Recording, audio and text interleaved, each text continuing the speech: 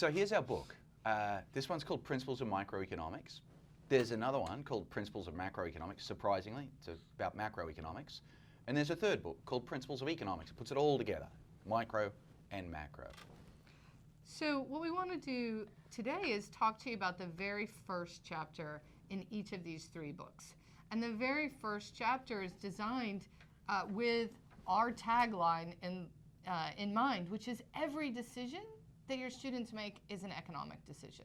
We want to give them the tools to see the world that way. So wherever they are, whatever they're doing, whatever they're looking at, they're thinking, they're seeing, they're recognizing underlying economic forces. So that first chapter outlines how economists see people making decisions in the real world, how you can make good decisions, and that is going to involve the kinds of things you do every day, which is considering costs and benefits, thinking on the margin, remembering the opportunity cost, and thinking about the interdependencies, things like your budget constraint, how your choice will constrain choices in the future.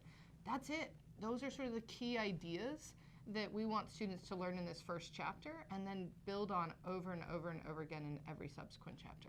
And that's really important to us because if they get these core tools of economics, the foundation, in every chapter, whenever they face a new problem, they're going to start using the same tools and they'll come to recognize, understand, get used to, and practice the economic method as you and I understand it. So let me start with the first of these principles, which is the cost-benefit principle. So I begin class, first day, first sentence. When you're making a choice, you should think about the full set of benefits, the full set of costs, and you should proceed if the benefits exceed the costs. The thing about this principle is it's having students start their first beginning of class skiing downhill because it's an easy principle. People can understand that you should only do things if the benefits are greater than the costs. That idea of economics becomes very intuitive and obvious to them. So we start there so they can see that economics applies to their life, that it's useful, and that, well, they actually have the intuition already that they're going to be able to build on. Right, so this first principle, the cost-benefit principle, you might recognize it just as the old economic saying that incentives matter, and they really do matter. The important thing that we're doing here is we're not beginning the first day of class by making assumptions. We're not saying assume rationality or full information or anything like that. We lose too many students on the first day of class. Instead, what we're doing is introducing them to a very related but more realistic idea, which is that people make the best decisions they can so that they can have the best life possible. They don't have to be selfish. They don't have to be hyper-rational. They just have to do the best they can to only do things where the benefits are greater than the costs. Now, some of us are born economists, but not all of our students are, and we need to meet them where they are. And so two of the really important things I like to get out in the first day of class. The first is money is the measuring stick, not the objective. Too many of our students think economics is just about money, and that's not how they want to live their lives. And I say to them, we measure things using money, we're no more obsessed with money than architects are with inches. It's just how we measure stuff. And that they find that disarming, somewhat charming, and it gives them a broader sense of economics. And the second thing that I think is really important is we tell them that the cost-benefit principle isn't selfish if you aren't. Well, the cost-benefit principle is selfish if you're selfish. But it's not selfish if you're not. What you're doing is bringing yourself to the economic ideas and applying economic ideas of thinking about costs and benefits in your own life. So it should reflect who you are as a person. We're not telling anybody how to be. We don't want to accidentally teach students that they should be selfish. And we tell them instead, if visiting your grandmother brings you joy, if it's something you value, it's one of the benefits. It should be included. So you can be both an economist and also a giving, loving person. So we'd like to think we live that in our lives too. The next principle is probably, I think, one of the most foundational principles in economics, which is the opportunity cost principle. And that's obvious to every economist that it's a really important idea, but it can be very new to a lot of our students, that the costs that matter are actually not just the dollars and cents that come out of your pocket, but they're the things that you give up, the foregone opportunities in order for you to do something. And so we want to illustrate to the students just how powerful this principle is. And so we start with something that's very close to their hearts. What is the cost of college? Or in fact, we think about what is the cost of going on to an MBA once you finish this. When you ask student the cost of further study, they're going to think about tuition. For sure, that matters. They're going to think about room and board, but then you ask them to apply the opportunity cost principle. The opportunity cost principle says ask all what? You're going to have to pay for accommodation and food whether you go to college or not. That, in fact, is not a true opportunity cost. But keep thinking this way and you'll discover that college comes with one huge opportunity cost that's in no college's brochure, which is if you're going to school, you're not spending that time working. So the foregone income. So this provides new insights for students, new ways for them to think about the relevant benefits and costs when they're thinking about whether or not to go on to college. And one of the reasons that we have that example in the book is we're trying to make this book useful for students. A lot of them are trying to think about what's going to be the cost of going to another year of school, going back to graduate school, finishing, going from a 2-year degree to a 4-year degree. We want to help them think about how should you consider the costs of another year of education. Now, one of the things I'm really proud of is we want to show students the power of this principle. And so we've got about 1 million different examples. Here's one. Why not get married as soon as you turn 16? We're all involved in a particularly torrid relationship, maybe at age 16. Why not get married?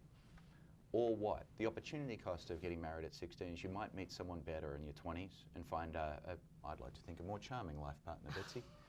A better match. Yes.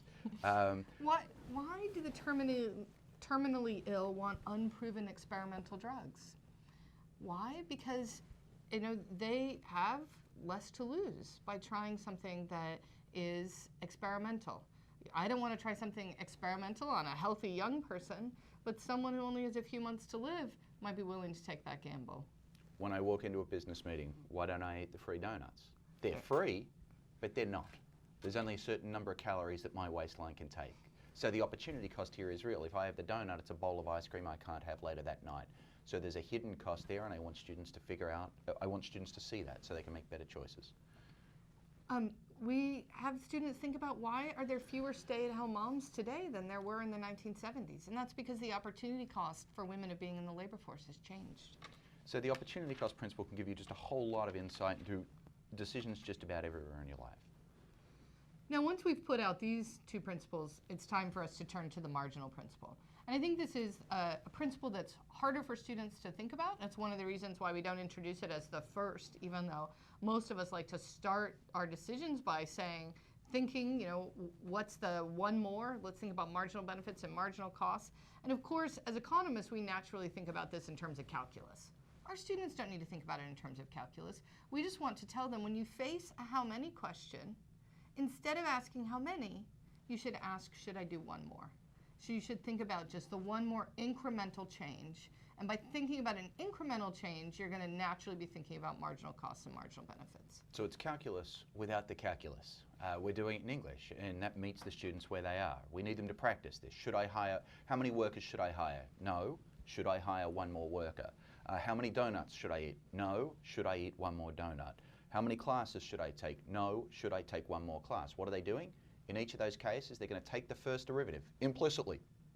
They're going to think about the marginal benefit of one more class, the marginal cost of one more class, compare the two, and make decisions from there. When we put all of this together, we get the rational rule. And the rational rule is simply, if something's worth doing, keep doing it until your marginal benefits equal your marginal costs. And that's how we get students to think about where we go in equilibrium. What is the stopping point? When should people stop doing things? Again, it comes back to something that they probably naturally think about, which is stop doing something once the benefits are no longer greater than or equal to the costs. What's great about this rational rule, if something's worth doing, keep doing it until marginal benefit equals marginal cost. In many, many, many future chapters, we're going to come back to versions of that rational rule. If you want to hire workers, keep hiring them until the marginal benefit of hiring a worker, which is the marginal revenue product, is equal to the marginal cost, which is the wage. If you want to buy something, you want to keep buying until the marginal benefit is equal to the price. If you want to sell something, keep selling until the price equals the marginal cost, and so on. So to understand our core principles, the core principles lead to rational rules, and we are able to do this over and over again throughout the textbook. And because they see the repetition of the economic method, they come to internalize the economic method. They know what to expect, what tools to use, what order to use them in, and how to apply them to the world around them. So that brings us to the final principle, which is the interdependence principle. And I think of this as the superpower of economists. It's a stand-in, for sure, for a broader range of ideas, but the interdependence principle says any choice that you make is related to other choices that you'll make, and you and I understand that as being the budget constraint. Any choice that I make will affect other people. We understand that as a feature of partial equilibrium. Any choice in one market will affect choices in other markets. We understand that as general equilibrium.